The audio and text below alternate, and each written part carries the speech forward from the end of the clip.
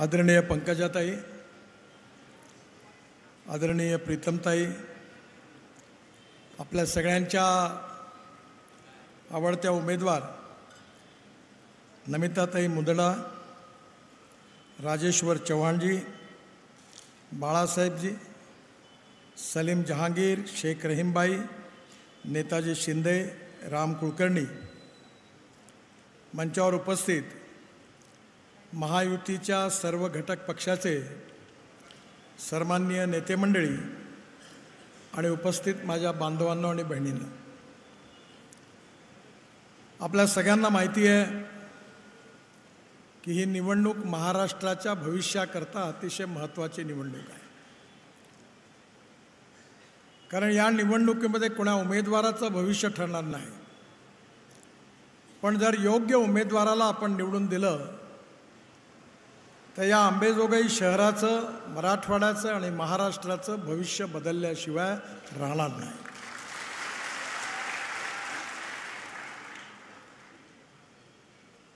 एकोणीसशे 47 साली आपल्या देशाला स्वातंत्र्य मिळालं.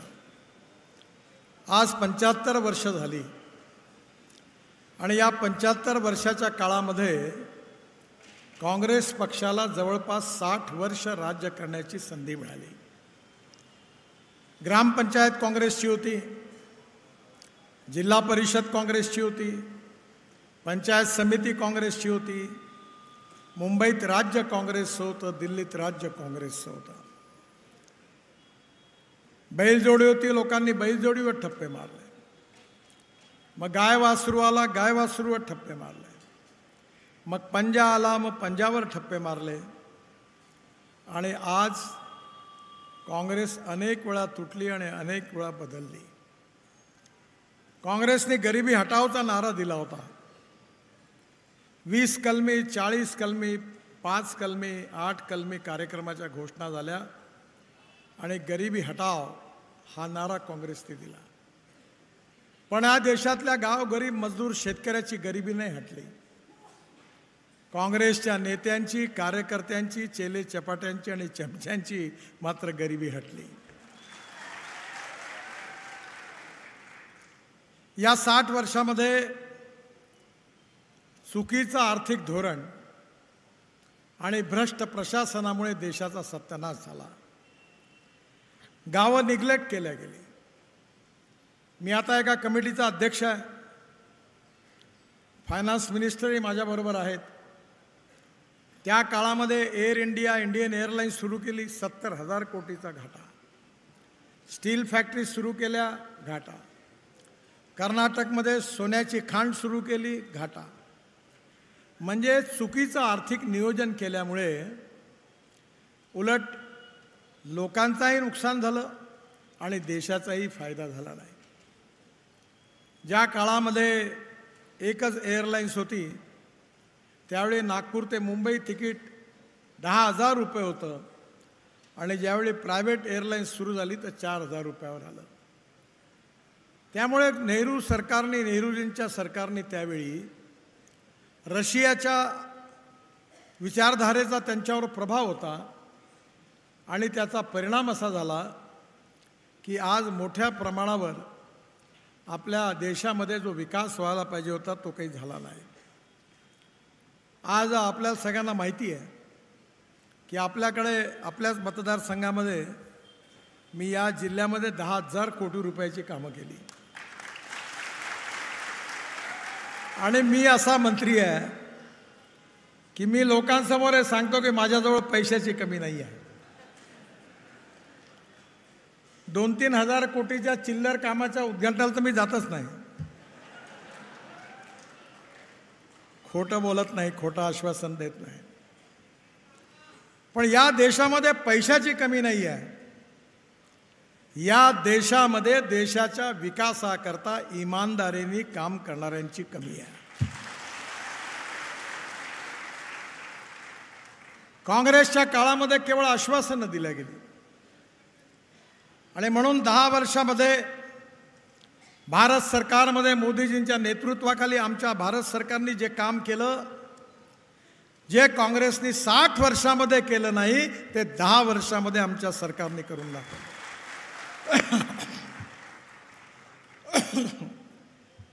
तुम्हाला माहिती असेल की आपल्या देशामध्ये गाव गरीब मजदूर शेतकऱ्यांना काँग्रेस पार्टीने निग्लेक्ट केलं. माननीय गोपीनाथरावांच्या नेतृत्वाखाली मी जेव्हा महाराष्ट्र सरकारमध्ये मंत्री होतो तेव्हा जेव्हा मी शपथ घेतली तेव्हा गोपीनाथरावांनी मला विचारलं की नितीन, माझ्याकडे 2 खाती आहेत, एक ऊर्जा विभाग आहे आणि एक बांधकाम विभाग आहे, तुला कोणतं खातं पाहिजे? मी त्यांना म्हटलं तुम्हाला जे द्यायचं असेल ते द्या. ते म्हणाले असं आहे की सध्या एनरॉनचा प्रश्न जरा अडचणीचा आहे, त्यामुळे ते खातं मी माझ्याकडे ठेवतो आणि तुला बांधकाम खातं देतो. त्यांनी मला बांधकाम खातं दिलं. मी मुंबईमध्ये 55 उड्डाणपूल बांधले, वरळी बांद्रा सीलिंग प्रोजेक्ट बांधला, मुंबई पुणे एक्सप्रेस हायवे बांधला, पण सरकारी बजेटमधून नाही बांधला. मी असं ठरवलं की महाराष्ट्रातल्या प्रत्येक गावाला जायला मजबूत रस्ता करायचा आहे आणि म्हणून मुंबई पुणे एक्सप्रेस हायवे, 55 उड्डाणपूल आणि वरळी बांद्राकरता मी मार्केटमधून लोकांकडनं पैसे उभे केले आणि सगळं PWDचं बजेट गावं जोडण्याकरता जवळपास 16,000 गावांना मजबूत रस्त्याने जोडायचं काम केलं. आमचं सरकार गेल्यानंतर अटल बिहारी वाजपेयी देशाचे प्रधानमंत्री झाले. त्यांनी मला बोलावलं आणि त्यांनी मला सांगितलं, नितीन, हिंदुस्थानमधल्या प्रत्येक गावाला जोडणारी एक चांगली योजना तू तयार कर. माझ्या अध्यक्षतेखाली एक कमिटी तयार झाली आणि त्या कमिटीमध्ये 3 महिने काम केल्यानंतर मी ती योजना अटल बिहारी वाजपेयींना सोपवली आणि 1 महिन्यामध्ये त्यावेळचे राष्ट्रपती डॉक्टर अब्दुल कलाम यांनी त्या योजनेची घोषणा केली. त्या योजनेचं नाव होतं प्रधानमंत्री ग्राम सडक योजना. तुमच्याही भागामध्ये अनेक भागात त्या योजनेमुळे रस्ते झाले. काँग्रेसच्या काळात नाही झाले, पण या देशाच्या इतिहासामध्ये 6.5 लाख गावापैकी 3.5 लाख गावांना मजबूत रस्त्यांनी जोडण्याचं काम हिंदुस्थानच्या इतिहासामध्ये कोणी नेत्यांनी केलं असेल तर त्याचं नाव अटल बिहारी वाजपेयी आहे. सिंचनाच्या सुविधा नव्हत्या. शेतकऱ्याच्या शेतीला जर पाणी मिळालं तर शेतीचं उत्पन्न दुप्पट होऊ शकतं, पण पाण्याची व्यवस्था नाही. गावाची अवस्था काँग्रेसच्या काळात अशी होती की गावात प्यायला पाणी नाही, गावात जायला रस्ता नाही, शाळेची बिल्डिंग असेल तर शिक्षक नाही, शिक्षक असेल तर बिल्डिंग नाही, दोन्ही असेल तर विद्यार्थी नाही, तिन्ही असेल तर शिक्षण नाही. दवाखान्याची हालत अशी होती की डॉक्टर असेल तर नर्स नाही, नर्स असेल तर डॉक्टर नाही, दोन्ही असेल तर दवाई नाही, आणि तिन्ही असेल तर कोण मरायला जाईल अशी दवाखान्याची स्थिती होती. मला दुर्बुद्धी झाली. मी कॉलेजमध्ये शिकत होतो. मला सांगितलं तू कर्ज घेऊन डेअरी टाक. मी माझ्या शेतीवर एक बँक ऑफ महाराष्ट्रामधून कर्ज घेतलं. 6 गाई आणि 2 म्हशी विकत घेतल्या. दुधाचा धंदा सुरू झाला. पहिल्या ह्याच्यामध्ये गाई म्हशी दूध देत होत्या तोपर्यंत ठीक होतं, आणि नंतर गावामध्ये अशी स्थिती आली की गाय गरम व्हायची तर सांड मिळायचं नाही, सांड गरम झाला तर गाय मिळायची नाही, आणि त्याच वेळी गावातला डॉक्टर नेमक्या वेळी गावात राहतच नव्हता. शेवटी माझ्या डेअरीचा बँड बाजा वाजला. मी सगळी जनावरं विकली आणि सोडून दिली. याचं कारण गावामध्ये कोणी लक्षच देत नव्हतं. गावामध्ये वीज येत नव्हती. मी महाराष्ट्राच्या विधानमंडळामध्ये विरोधी पक्षाचा नेता होतो तेव्हा मी विलासराव देशमुख एकदा म्हटलं होतं, विलासराव तुम्ही फार कनवाळू आहात. श्रीमंत लोक 2,000 रुपये 5,000 रुपये देऊन जिममध्ये जाऊन व्यायाम करतात. तुम्ही विचार केला की महाराष्ट्राच्या जनतेच्या अंगातून देखील घाम गळला पाहिजे. तुम्ही वीजच बंद केली, पंखाच बंद झाला आणि लोकांच्या अंगातून घाम गळायला लागला. फुकटात व्यायामाची व्यवस्था तुम्ही करून दिली. अशी महाराष्ट्राची अवस्था होती. कारण कधी गाव गरीब मजदूर शेतकऱ्याला पूर्णपणे निग्लेक्ट केलं. मी ज्यावेळी वॉटर रिसोर्सेसचा मंत्री होतो त्यावेळी आपल्या महाराष्ट्राकरता 12,000 कोटी रुपये दिले. 6,000 कोटी रुपये बळीराजा योजनेत दिले आणि 6,000 कोटी प्रधानमंत्री सिंचाई योजनेत दिले. आणि जे मराठवाड्यातले पण आपल्या भागातले जे धरणं 50% पूर्ण झाली होती, 50%पेक्षा जास्त, पण कामं 8-8, 10-10 वर्षापासून बंद होती, त्या सगळ्या प्रकल्पाकरता पैसे दिले, ते प्रकल्प पूर्ण केले. पण आज खऱ्या अर्थाने पाण्याचा मुद्दा सगळ्यात महत्त्वाचा आहे. पावसाळ्यामध्ये पूर येतो, गावं वाहून जातात, लोकांचं नुकसान होतं. मी आपल्या बाजूच्या आंध्र प्रदेशामध्ये पोलावरम म्हणून 60,000 कोटी रुपयाचं मोठं धरण बांधलं आणि ते धरण बांधल्यानंतरही 1300 TMC पाणी गोदावरीमध्ये वाहून जातं, समुद्राचं, गोदावरीचं पाणी समुद्रात वाहून जातं. त्यावेळी आम्ही योजना तयार केली, 49 योजना नदी जोड प्रकल्पाच्या तयार केल्या. त्यावेळी गोदावरीचं जे वाहून जाणारं पाणी होतं ते गोदावरीचं कृष्णामध्ये, कृष्णेचं पाणी पेनारमध्ये आणि पेनारचं कावेरीमध्ये देऊन तामिळनाडू, कर्नाटकमधून तामिळनाडूच्या टेल एंडपर्यंत नेण्याची योजना तयार केली. या देशात पाण्याची कमी नाही आहे, पाण्याच्या नियोजनाची कमी आहे. पाण्याला प्राधान्यच मिळालं नाही.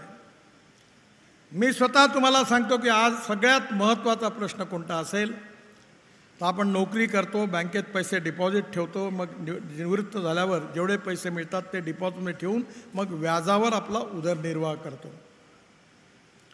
तुम्ही जर पाणी जमिनीमध्ये डिपॉझिट करायची सवय लावली तर मी तुम्हाला सांगतो आपलं चित्र बदलल्याशिवाय राहणार नाही. मी महाराष्ट्रामध्ये आमच्या NHIच्या काम करत असताना 1,000 अमृत सरोवर बांधले, नदी नाल्यांचं खोलीकरण केलं.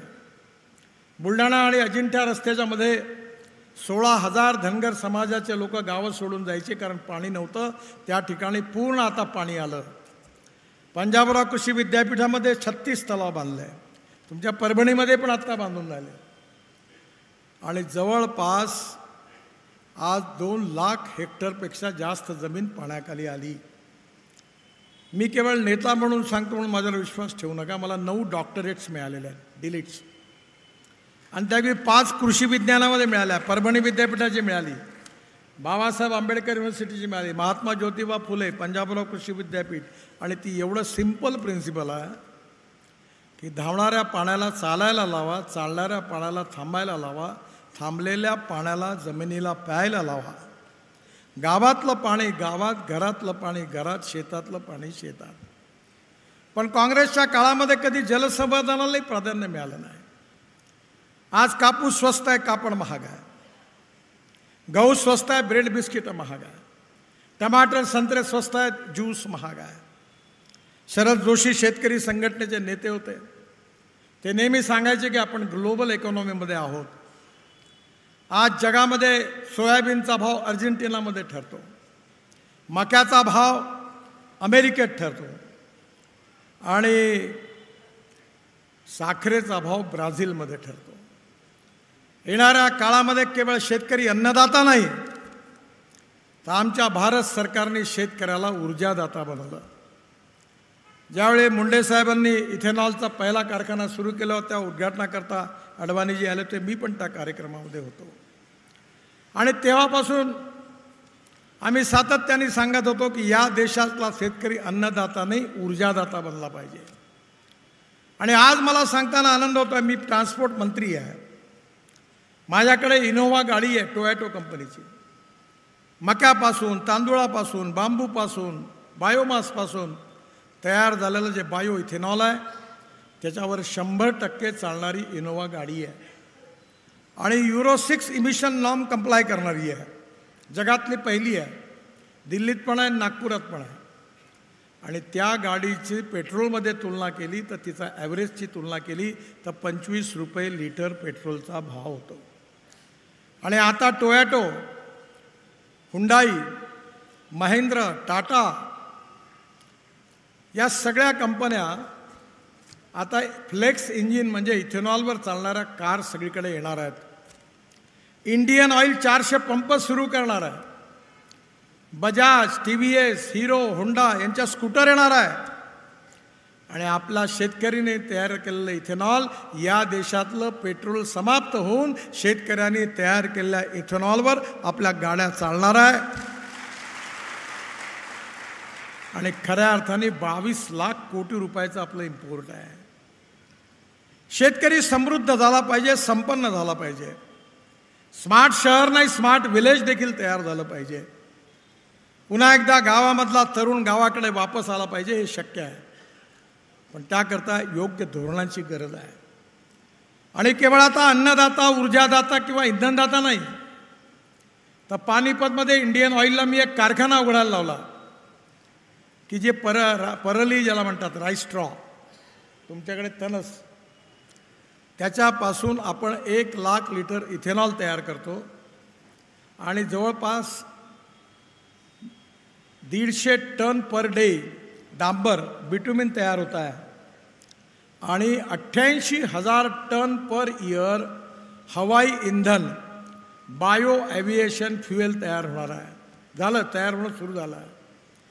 आणि परवा जेव्हा नागपूरच्या आमच्या इंटरनॅशनल एअरपोर्टचं उद्घाटन झालं तेव्हा मी जाहीर केलं की 2 वर्षानंतर पहिलं विमान जेव्हा उडेल तेव्हा विदर्भातल्या शेतकऱ्यांनी तयार केलेल्या हवाई इंधनावर पहिलं विमान उडेल.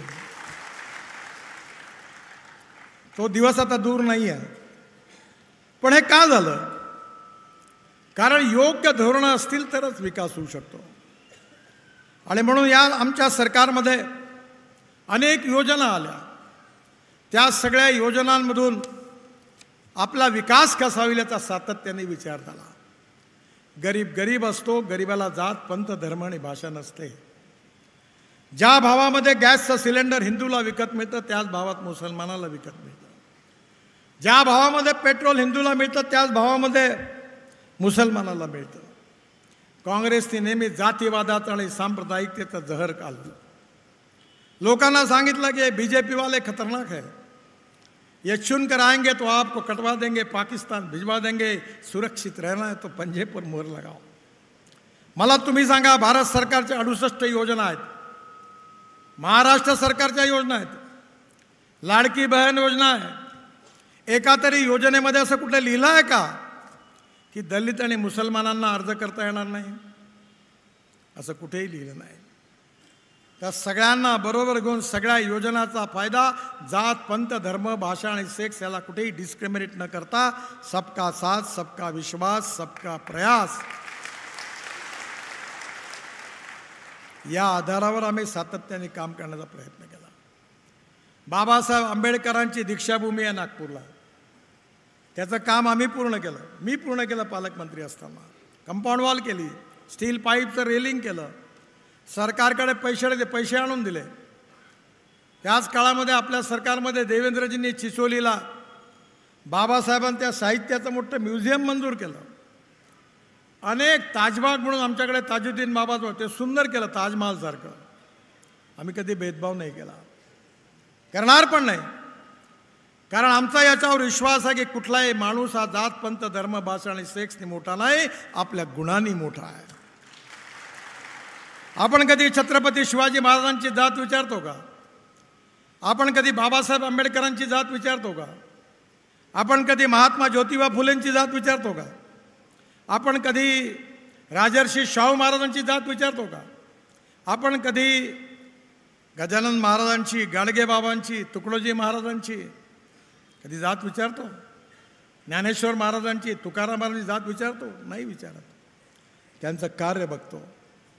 म्हणून या समाजामध्ये मानवता प्रस्थापित करायची असेल तर खऱ्या अर्थाने जात पंथ धर्म विरहित समाज व्यवस्था निर्माण केली पाहिजे.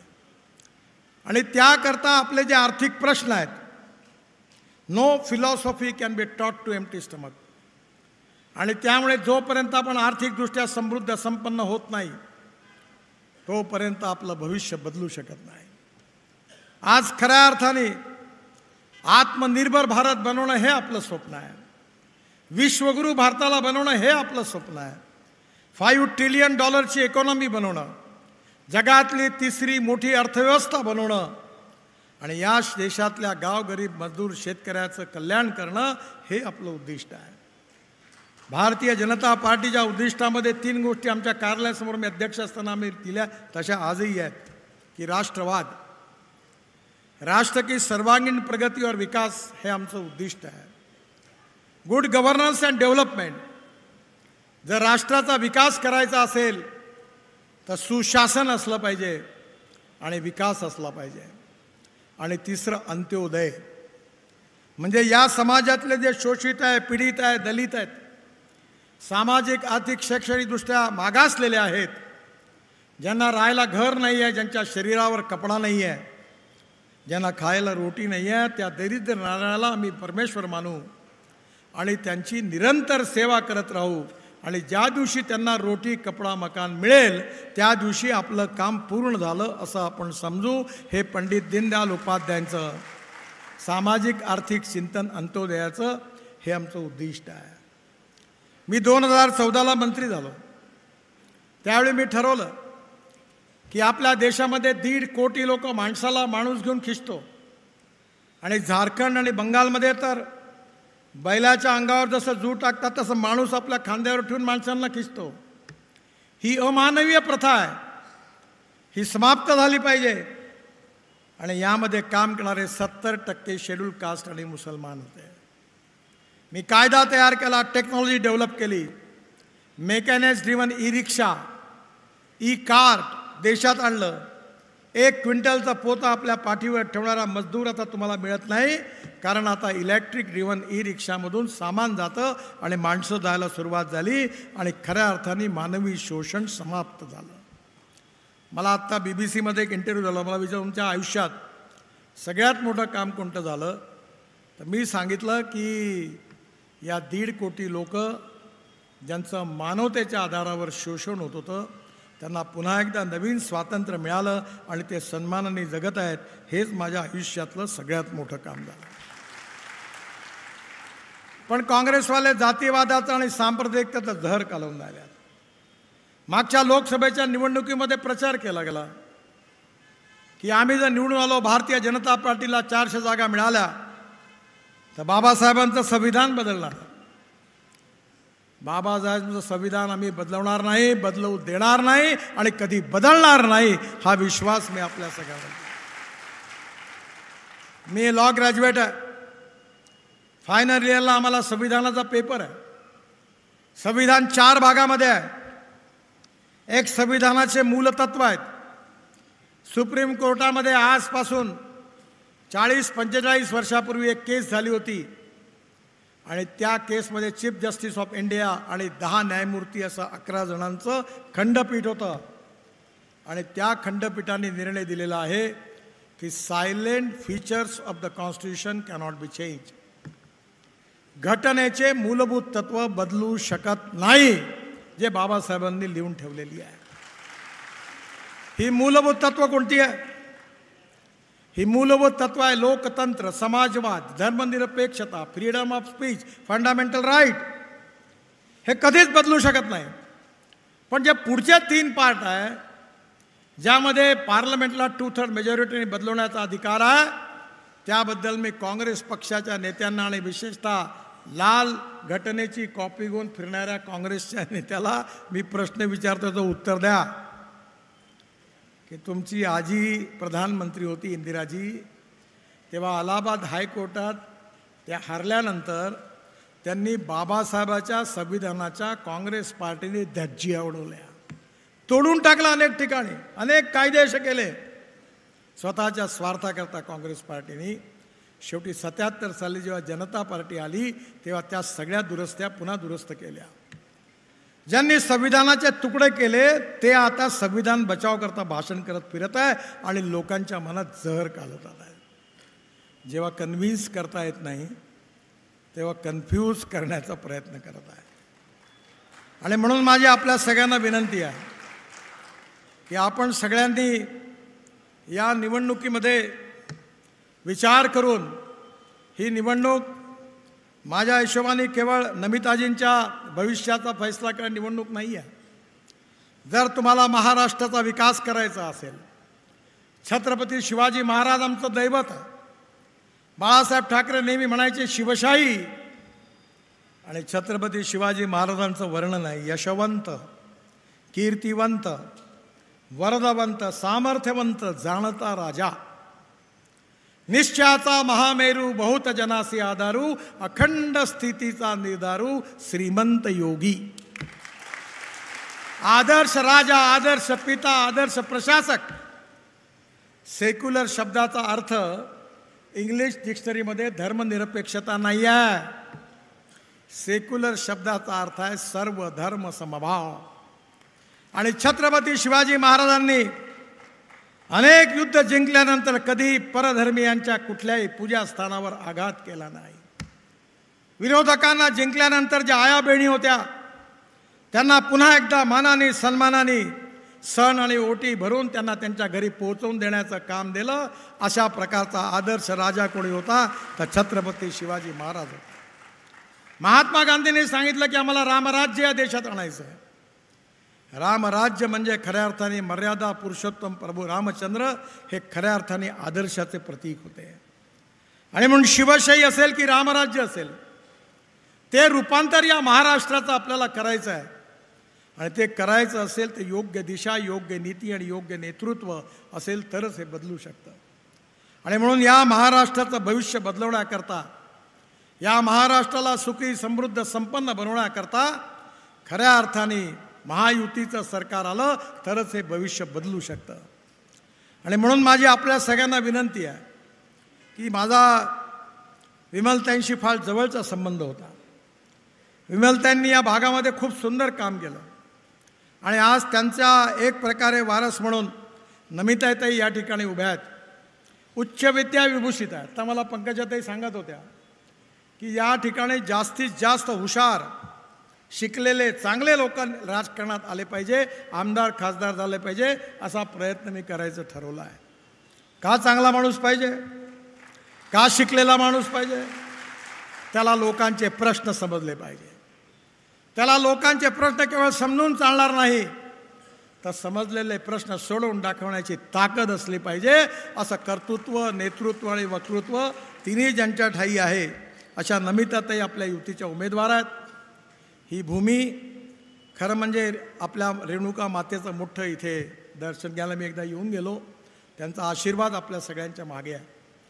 पण त्याहीपेक्षा आमच्या पक्षाला महाराष्ट्रात ज्यांनी विस्तार केला, ज्यांच्या प्रयत्नांमुळे ज्या दोन नेत्यांनी आमच्या पक्षाला मान्यता मिळवून दिली आणि आज एवढा मोठा पक्ष महाराष्ट्रात तयार झाला, ते प्रमोद महाजन आज याच आपल्या गावातले होते आणि गोपीनाथ रॉय पण मराठवाड्यातले होते. त्या दोघांचाही कर्तृत्व आणि त्यांचं कार्य आजही आमच्या सगळ्यांकरता प्रेरणेप्रमाणे आम्हाला प्रेरणा देत राहतं. आणि म्हणून या शहरात मला आज येण्याची संधी मिळाली, हा अतिशय आनंदाचा क्षण आहे. आज मला 8 सभा आहे. 6 वाजताच्या हेलिकॉप्टर संभाजीनगरला उतरायचं आहे. त्याच्या आधी अजून 2 सभा मला पूर्ण करायच्या आहेत. त्यामुळे मला जाण्याची घाई आहे. खरं म्हणजे या सभेला माझ्या शेड्यूलमध्ये नव्हती, पण ज्यावेळी माझ्या PA-कडे नमिताताईंचा फोन आला की काही करून तुम्ही आलं पाहिजे, तर मी म्हटलं थोड्या वेळाकरता का होईना मी जरूर लोकांकरता, तुमच्याकरता लोकांचे आशीर्वाद मागण्याकरता निश्चितपणे येईल. आणि म्हणून आपण त्यांना प्रचंड मताने विजयी करा. आणि मी तुम्हाला गॅरंटी देतो की तुमचं मत वाया गेलं असं तुम्हाला कधी वाटणार नाही. इथला जो 4 लेनचं एक्सटेन्शन आहे बर्दापूर टू अंबेजोगाई, हा जो राष्ट्रीय महामार्ग आहे त्याच्यात बरीच गर्दी आहे. मला प्रीतमने बऱ्याच वेळा, प्रीतमच्या मंड्याने मी ती आली तेवढे सगळे कामं केले. मला ती म्हणू शकत नाही, जेवढे कागद आणले तेवढे सगळे गेले. हेही पण काम प्रोसेसमध्ये असेल, काळजी करू नका. आणि मी फोकनार लीडर नाही बरं. मैं जो बोलता हूँ डंके की चोट पर पूरा करता हूँ. मी खोटं बोलत नाही, खोटं आश्वासन देत नाही. तुमचं 4 लेनचं काम 6 महिन्याच्या आत सुरू होईल. मी माझा वादा पूर्ण करेन, पण तुम्ही पण मला दिलेला वादा पूर्ण करा. नमिताताईंना निवडून द्या ही विनंती करतो. माझं भाषण संपवतो. माझ्याबरोबर जोरात म्हणा, भारत माता की, भारत माता की, भारत माता की.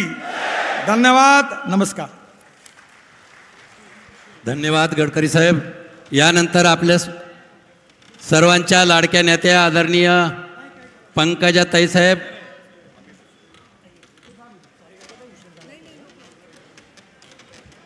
नमस्कार. मी 2 मिनटं तुम्हाला मार्गदर्शन करणार आहे, कारण गडकरी साहेबांना पुढच्या सभेला जायचं असल्यामुळे त्यांनी मला सांगितलं की पंकजा, माझ्यानंतर तू भाषण कर. फार वेळ मी तुमचा सर्वांचा घेणार नाही. एवढंच सांगणार आहे की या अंबानगरीचे आणि आमचे ऋणानुबंध अनेक वर्षाचे आहेत, अनेक दशकांचे आहेत. या अंबेजोगाईची मी नात आहे आणि अंबेजोगाईंनी भरभरून प्रेम आणि विश्वास दिलेला आहे. आज नमिता मुंदडा या महायुतीच्या आमदार ऑलरेडी आहेत आणि आता महायुतीच्या उमेदवार आहेत. या महायुतीच्या म्हणजे भारतीय जनता पार्टी, राष्ट्रवादी आणि शिवसेना या महायुतीच्या अधिकृत उमेदवार नमिताताई मुंदडा यांच्या येणाऱ्या 20 तारखेला विजयावर शिक्कामोर्तब करा असं आव्हान या निमित्ताने मी तुम्हाला सर्वांना करण्यासाठी या जिल्ह्याचे पालक म्हणून मी आपल्या सर्वांना आव्हान करते.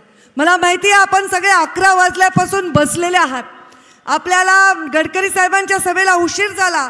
आपण भूक तहान विसरलात, पण दुसऱ्या पण काही अडचणी असतात. कुणाला शुगर आहे, कुणाला काय अडचण आहे, वयस्कर झाले तर त्या लोकांना जास्त वेळ थांबून धरणार नाही.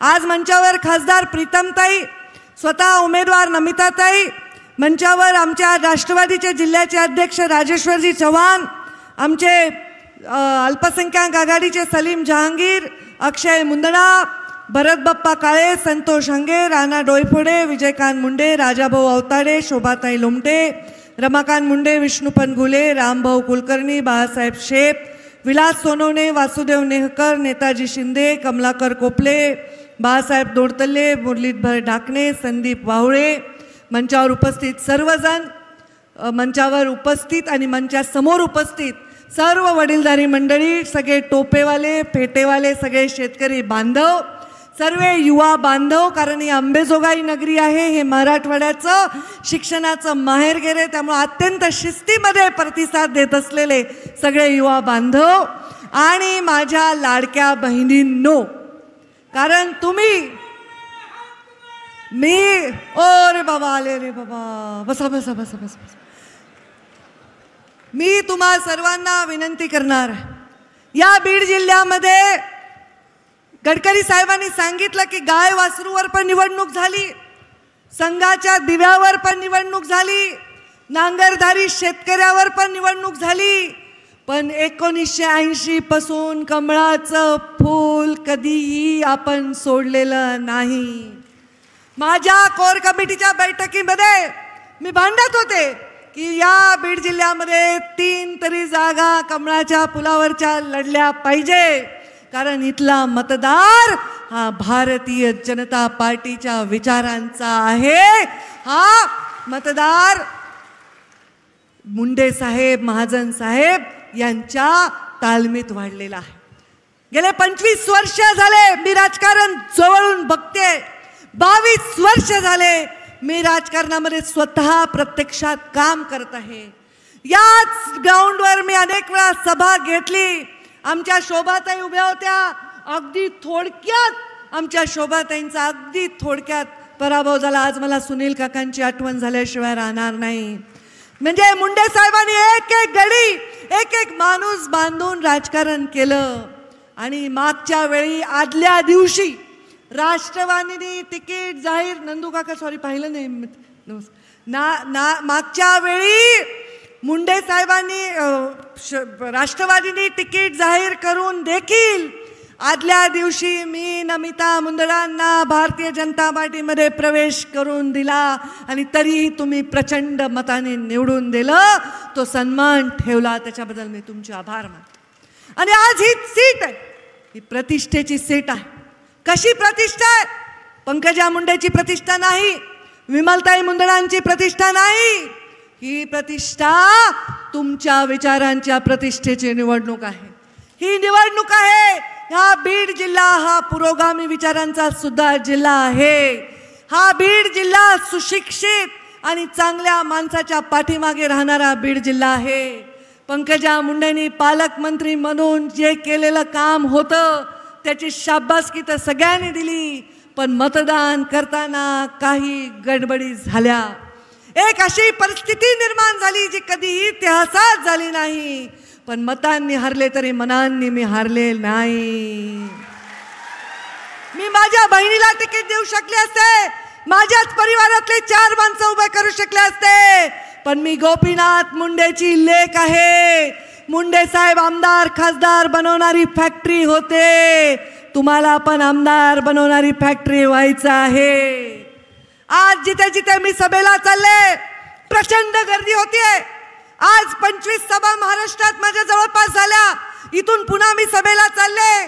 गडकरी साहेब येणार होते म्हणून मी राज्यातल्या सभा कॅन्सल केल्या. उद्या परत मी एकनाथ शिंदे साहेबांच्या उमेदवारांच्या प्रचारासाठी विदर्भामध्ये चाललेली आहे. परवा मी नाशिकमध्ये चाललेली आहे. दिवसभर बाहेरच्या सभा घेऊन मावळत्या सूर्याला मी या बीड जिल्ह्यात पाऊल ठेवते आणि विचार करते, हे मावळता सूर्या आशीर्वाद दे की या बीड जिल्ह्याच्या विकासाचा सूर्य कधीच मावळू नये, सदैव उगवता राहावा. त्याच्यासाठी तुम्हाला विचार करून नेतृत्व द्यावं लागेल. त्याच्यासाठी तुम्हाला भक्कमपणे जात पात धर्म आपले स्वतःचे जे काही द्वेष आहे ते सगळं बाजूला ठेवावं लागेल. तुतारीकडून 5-6 हजारांनी केवळ तुमच्या ताईचा पराभव झालेला आहे. ती तुतारी पराभूत करण्यासाठी कमळावर तुम्हाला बटन दाबावंच लागेल. कमळावर लक्ष्मीचा आसन आहे. कमळ म्हणजे कमळावर स्वतः साक्षात लक्ष्मी विराजमान असते. आमची योगेश्वरी माता सुद्धा आपल्याला आशीर्वाद दिल्याशिवाय राहणार नाही. या कमळावर असलेली विराजमान लक्ष्मी आपल्याला आशीर्वाद दिल्याशिवाय राहणार नाही. पैशाच्या, मसल पॉवरच्या, जातीभेदाच्या जर विषयावर प्रत्येकजण निवडून आला तर तुमच्या विषयाकडे कोणीही ढुंकून बघणार नाही. निवडणूक आली की लोक म्हणतील पैसे काढा, निवडणूक आले की लोक म्हणतील गुंडागर्दी करा, निवडणूक आले की लोक म्हणतील काढा विष काढा, जे जातीपाती धर्मामध्ये आपल्याला पसरवत आहे. गडकरी साहेबांनी सांगितलं संविधानच बदलणार अशा प्रकारची अफवा प्रधानमंत्री नरेंद्र मोदी जर प्रधानमंत्री झाले तर अशी पसरवली, फेक नरेटिव्ह पसरवलं. पण हे फेक नरेटिव्ह आता आपल्याला पूर्णपणे नेस्तनाबूत करायचं आहे. कुठे बदललं संविधान? 14 पासून नरेंद्र मोदी प्रधानमंत्री आहे. बदललं का त्यांनी संविधान? नाही बदललं. घरकुल देताना, कोणती योजना देताना, अरे जनधन 2014च्या पूर्वी तुमच्यापैकी 80% लोकांचे अकाउंटच नव्हते. या माय माऊलीचे अकाउंटच नव्हते. डायरेक्ट बँकमध्ये ट्रान्सफर करण्यासाठी जनधन योजना राबवली. 14च्या आधी शौचालय नव्हते या देशामध्ये 80% लोकांकडे. स्वच्छता अभियान राबवलं. चुलीपडे बसून माऊली खोकत होती, तिच्याकडे कोणी बघत नव्हतं. उज्ज्वला अभियान राबवलं. आता तर 3 सिलेंडर सुद्धा मोफत देण्याची योजना केलेली आहे. आणि आता तर तुमच्या सगळ्यात लाडकी बहीण खुश आहेत का नाही? किती आले अकाउंटमध्ये सांगा बरं.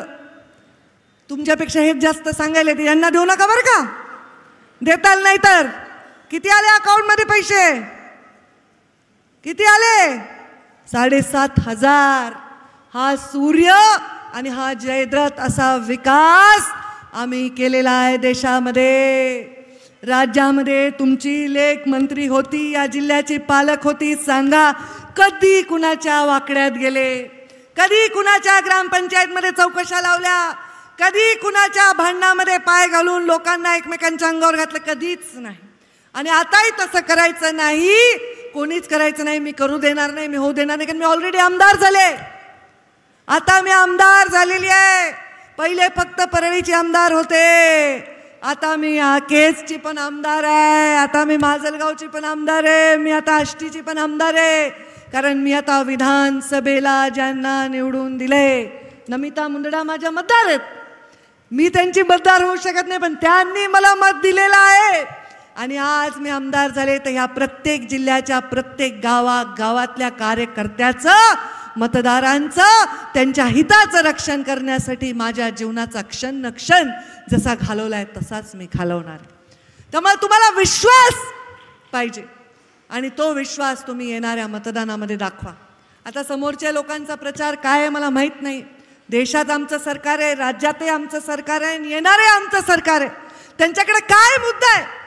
तुम्ही म्हणे आम्हाला दिलं मतदान तर आम्ही 3000 महिलांना देऊ. मग आधी का नाही दिले?